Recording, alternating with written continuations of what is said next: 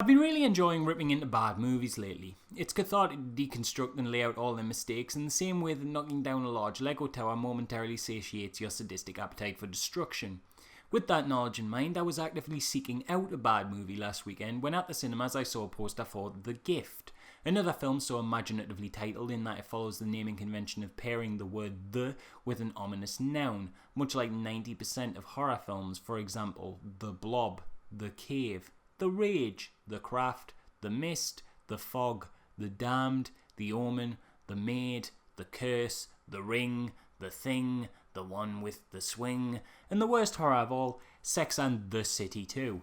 And I thought, oh, that looks like a movie that could go either way. I also know next to nothing about it, so this seems promising. Wait. Does that say Jason Bateman? The Jason Bateman? They put Jason Bateman in a horror role? What madness is that? The dude's funny. I see his face and I want to laugh. This is the horrible bosses guy. The idea of him screaming in terror doesn't frighten me, it tickles me. Oh, this is going to be awful. I've got to see this. So, ready to tear into a piece of garbage, I went in the film bright-eyed and cynical, and I am pleased to say that this movie is absolutely, really rather good, guys, and now I just feel silly. So I'm going to do something a little bit different with this review. I have a policy where movies that are truly great I try not to spoil, so the first part of this video is going to be a legitimate spoiler-free review. But I feel there's a lot to say about this movie that I can't really do without ruining the surprise. So for those who've seen the film, I'll be following it up with an analysis, and as an experiment, I'm encouraging anyone to provide their own thought and opinions on the movie. To do so, I'll be using this new tool, Reframed TV, link in the description, which will allow you to comment at the exact point in the video where I'm analysing a scene or piece of dialogue with your own thoughts, arguments or interpretations, and hopefully we'll get a nice sense from where the comments are mostly coming as to where the richest elements of the film are. So firstly, the review. What can I say? It's great. It's a horror, sort of. More like a thriller drama that kind of uses horror tropes to its advantage. The basic setup is simple but goes to extraordinary heights. A couple, Simon and Robin, move to a new town where an old classmate Gordo recognises the husband. But there's something often awkward about him. And awkward quickly turns into, whoa, this dude's a bit much, when he finds their address, constantly leaves them gifts on their doorstep, and acts a bit like a lingering fart and won't go away. Ever. It's also implied that Gordo maybe has some unhealthy obsession or attraction with the wife Robin. There's a definite path you expect the film to take.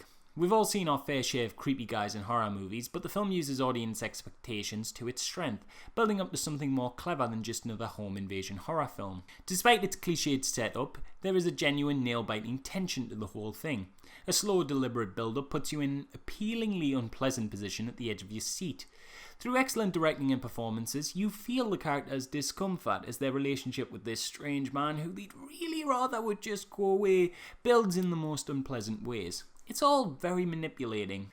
It really knows how to pull your strings and get you in the exact desired mindset the film needs you to be in to truly understand its story. And that's kind of all I can say, really. This is definitely one of those films where the less you know about it, the better the end experience is.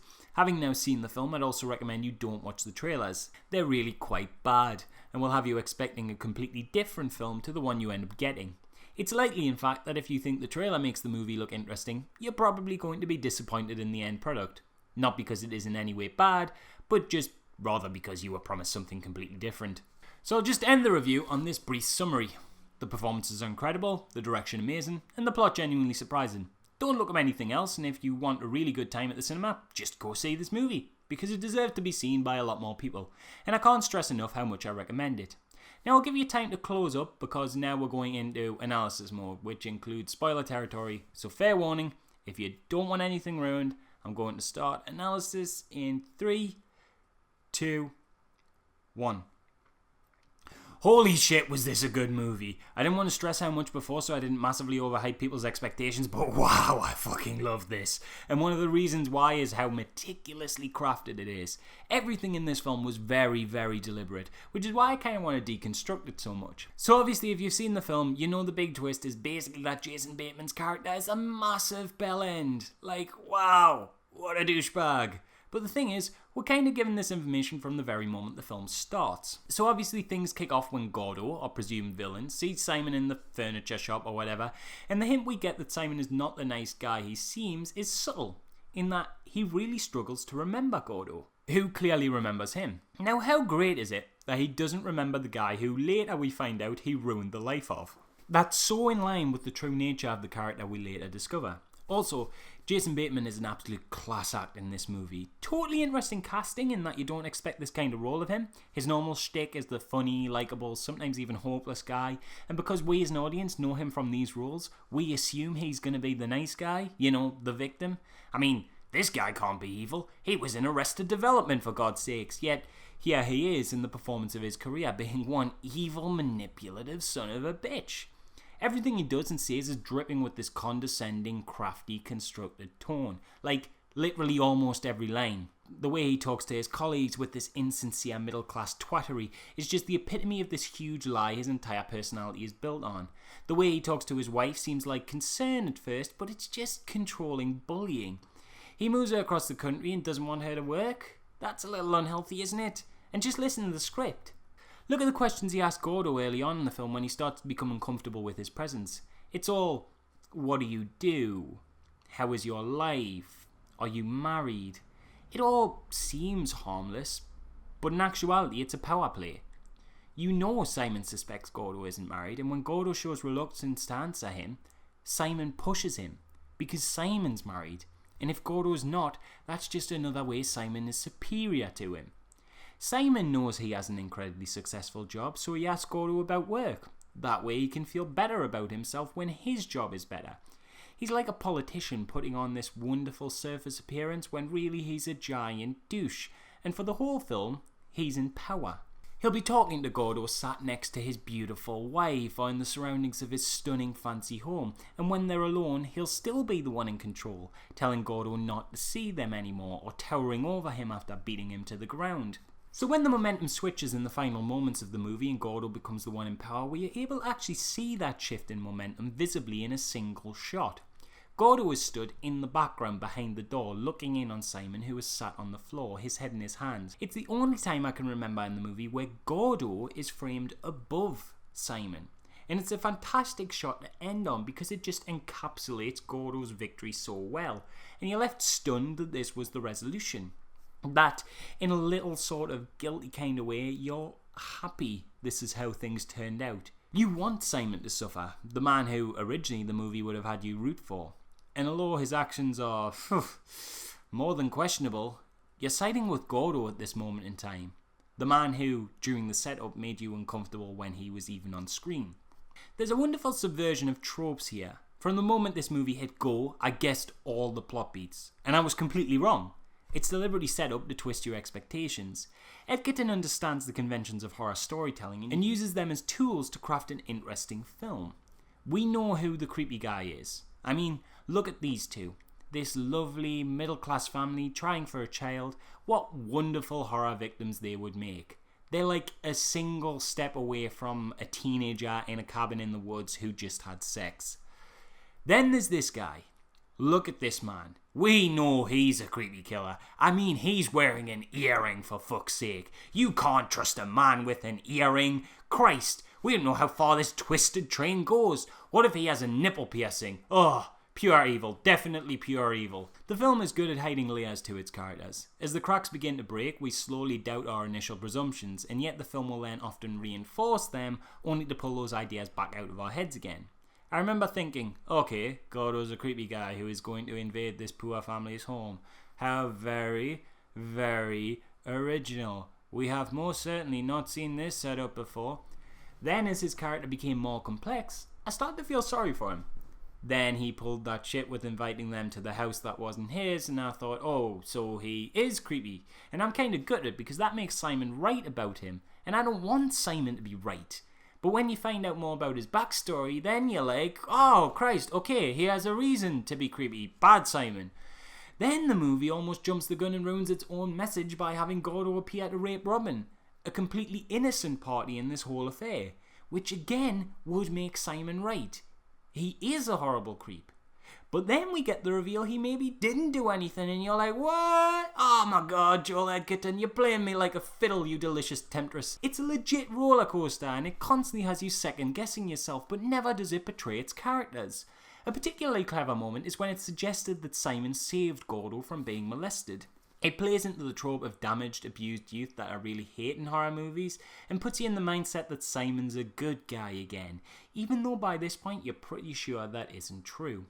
So when the revelation comes that this is just an outright lie, it no longer feels like a betrayal of the character you're starting to get a sense of with Simon, rather it adds to it. I mean, look at the lie itself. Don't you think it's important that Simon didn't just lie and say Gordo was molested, but rather that he saved Gordo from being molested? This is interesting because the lie could have been anything to get Gordo bullied. He could have just spread a rumour that Gordo was gay.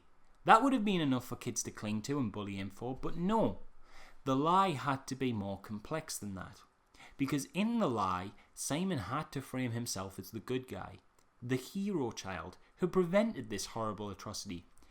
In his own eyes, Simon is incapable of wrongdoing. We see this during his arguments with Robin. We especially see this during his quote-unquote apology that leaves Gordo a beaten mess. He can't take responsibility for his actions because he's Simon. Lovely, hard-working, middle-class, happily married Simon. He grossly oversimplifies his relationship with Gordo as Gordo being jealous of him, wanting his lifestyle, wanting his wife. It couldn't possibly be that he's done anything wrong. No, it's Gordo. Gordo's just jealous, and why wouldn't he be? I'm Simon after all. Honey, don't defend him. Or whatever. I'll tell you why he doesn't have a wife. He'd like to be married to you. He'd like you to be his wife. Oh, God, Simon. Yeah. Now let's talk about the ambiguous ending. Personally, I don't think it's ambiguous. In my mind, Gordo 100% did not in any way rape Robin. It doesn't fit with his character.